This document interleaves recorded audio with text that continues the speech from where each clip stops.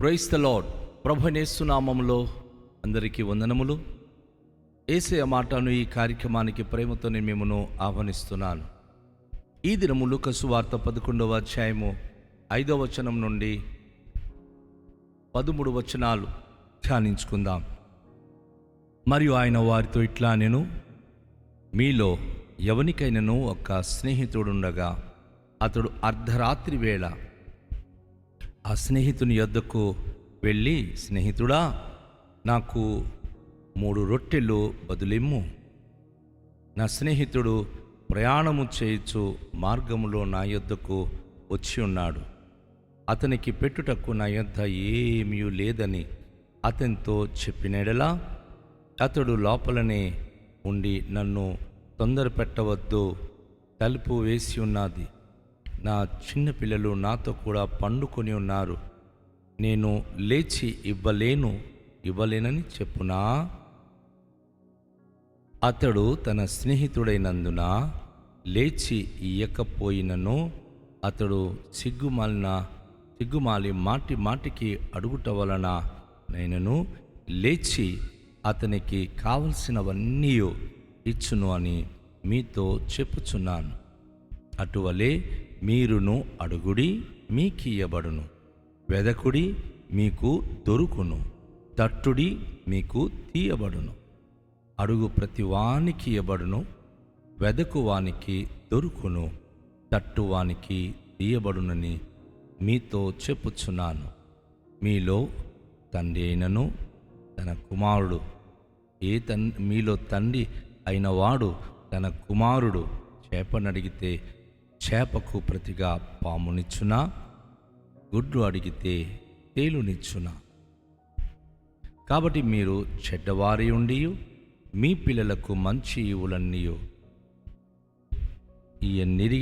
నెరిగి ఉండగా, పరలోకమందున్న మీ తండ్రి తన్ను అడుగువారికి పరిశుద్ధాత్మను ఎంతో నిశ్చయముగా అనుగ్రహించుననెను. ప్రియదేవుని యొక్క బిడ్డలారా, ఈరోజు చాలా ప్రాముఖ్యమైన ఒక విషయాన్ని యేసయ్య మనకు నేర్పిస్తున్నాడు.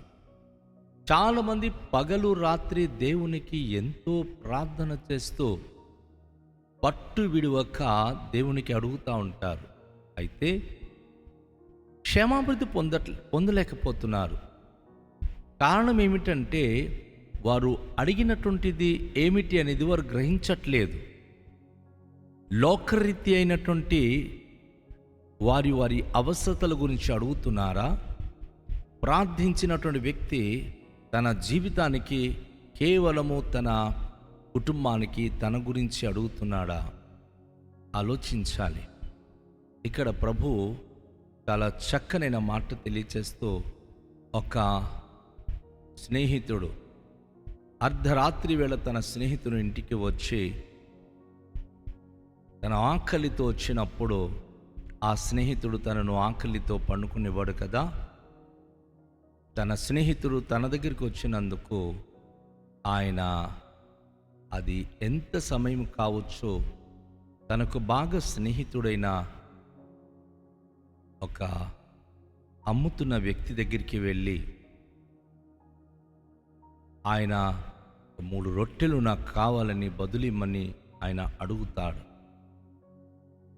మాటికి ఆయన అడుగుతున్నప్పుడు తను అంటుంటాడు కదా, నా స్నేహితుడు ప్రయాణం చేస్తూ మార్గంలో నా యొద్దకు వచ్చాడు, అతను పెట్టడానికి నా యొద్ద ఏమీ లేదు, కాబట్టి నువ్వు ఖచ్చితంగా నాకు 3 రొట్టెలు ఇమ్మని చెప్పి అడిగినప్పుడు, ఆయన మాటికి అడుగుట వలన తను ముందుగా సమాధానం చెప్తాడు. అయ్యా, నన్ను ఇబ్బంది పెట్టొద్దయ్యా, నేను తలుపు వేసిస్తున్నాను, నా చిన్న పిల్లలు నాతో కూడా పడుకొని ఉన్నారు, నేను ఇప్పుడు లేచి ఇవ్వలేనయ్యా అని ఆయన ముందు జవాబిస్తాడు. కానీ తన స్నేహితుడైనందుకు ఇయ్యకపోయి అతడు పట్టు విడువక మాటికి అడగటం వలన చివరిగా ఆయన లేచి కావలసినవన్నీ కూడా తన స్నేహితునికి ఇస్తాడు కదా. అలాగే ప్రభు అంటున్నారు, అడుగుడి మీకు ఇయ్యబడును, వెదకుడి మీకు దొరుకును, తట్టుడి మీకు తీయబడును. ఇది అక్షరార్థంగా చాలామంది తీసుకొని ఎలా ప్రార్థన చేస్తారంటే, వారికి అవసరమైనదే దేవుడికి అడుగుతారు. ప్రభువా, మాకు ఉద్యోగం కావాలి, మాకు ఇల్లు కావాలి, పెళ్ళి కావాలి, ప్రభువా డబ్బులు లేవు, డబ్బులు కావాలి. గమనించండి, అడుగుడు మీకు ఇయ్యబడును అన్నాడు కాబట్టి మన మనసుకు తోచింది దేవునికి వెళ్ళి అడిగేసి వెళ్ళిపోతామంటే అది తప్పు. అలా అడిగినప్పుడు దేవుడు ఇస్తాడు, కానీ అలా పొందిన వారు దేవునితో ఎప్పటికీ నిత్యం ఉండరు. అవసరతలు తీరిపోయిన తర్వాత వారు చర్చికి రారు, దేవుని దగ్గరికి రారు, దేవుని ముఖమే చూడరు.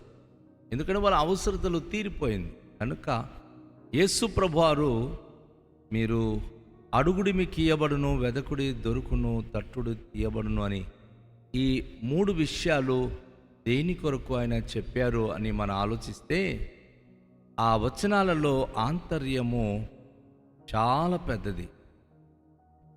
పరలోకపు తండ్రికి ఎవరైనా సరే అడిగినప్పుడు, వెదికినప్పుడు తట్టువారికి ఆయన ఖచ్చితంగా జవాబిస్తారు. కానీ ఏమని అడుగుతున్నాం?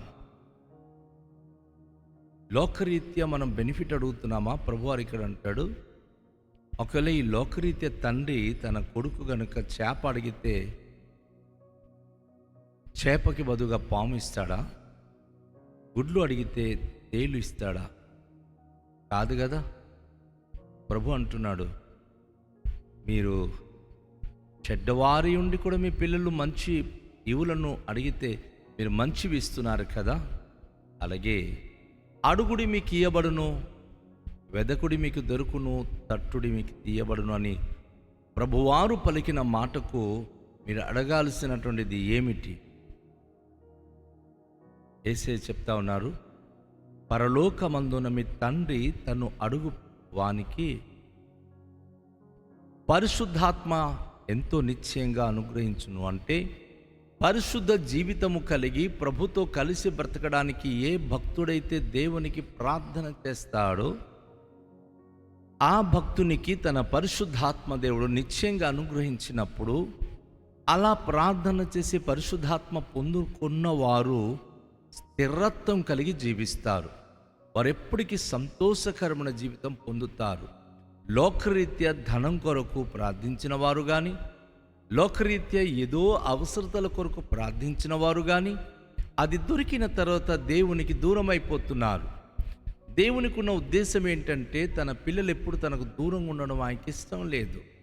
దేవునితో మనం కలిసి జీవిస్తే, దేవునితో కలిసి ఉంటే దినము మనకు అవసరమైన సమస్తాన్ని ఆయన సమకూర్చి అనుగ్రహించడానికి ఆయన సిద్ధంగా ఉన్నాడు.